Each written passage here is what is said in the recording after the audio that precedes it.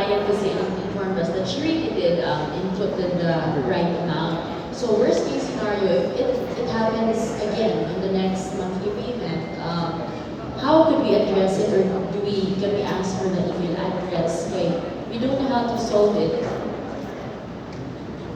So when it comes to that issue, we would highly suggest na screenshot nila that concern and then send it to us.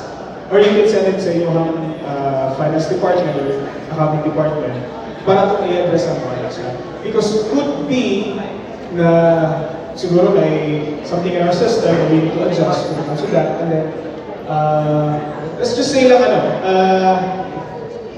but usually hindi siya may naman sa mga. Because we understand the system, parehas naman sila, system na parehas sa tanan. And then, hindi siya supposedly may pinagkailangan. But if it does, you need to screenshot it and then send it to us. And then we also have our customer care, so pwede rin yung forward sa mga. Kami na bahala. Then we will just communicate through email, we'll also finalizing it, and then nakasising ito, makakopy nito.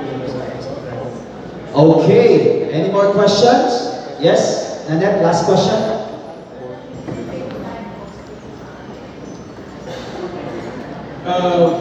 Real-time posting, medyo wala ko sa term na posting. What do you mean by real-time posting? Wala ko sa term sa posting.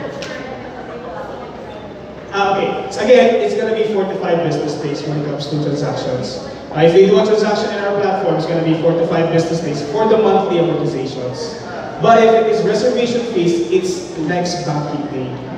So makita nila diretso sa account. If reservation fees, makuha na siya next banking day. Okay, just to clarify, guys, the 4 to 5 banking days is kung magbayad of down payment, no? Mamayno sa ilang account 4 to 5 banking days. But not to worry, because in the eyes of HT Land, kung nakakuha kang resibo, ibayad ka, di ba? Kung cut-off dates is 5th and 20th. Nag-quick-wire siya 5, naka-receive dahil na siya resibo, online receipt 5, right? Because it's the same day. We are going to consider that, so there's no penalty on that. It's going to be based on the receipt that you get by the time you pay. Clear? So is it nice?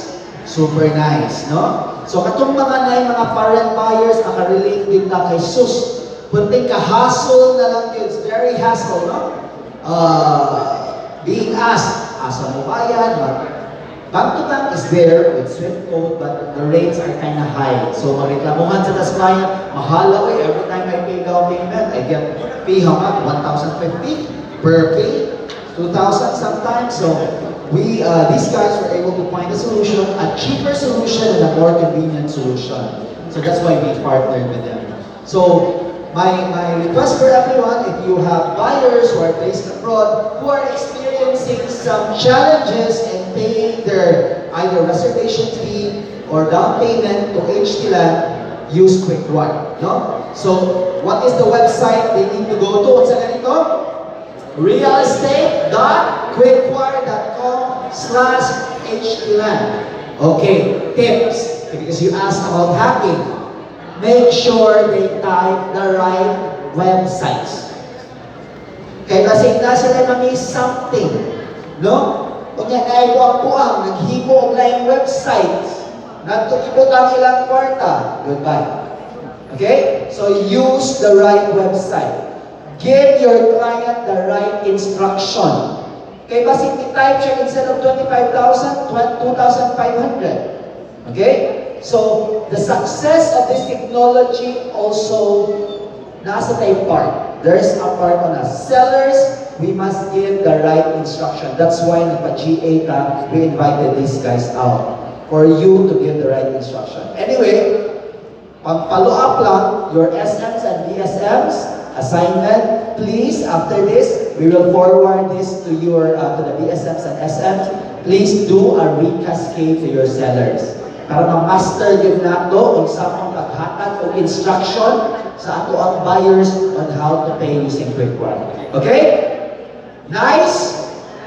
Okay, so thank you so much. A big round of applause to Juji and Mr. No. Okay? Our next speaker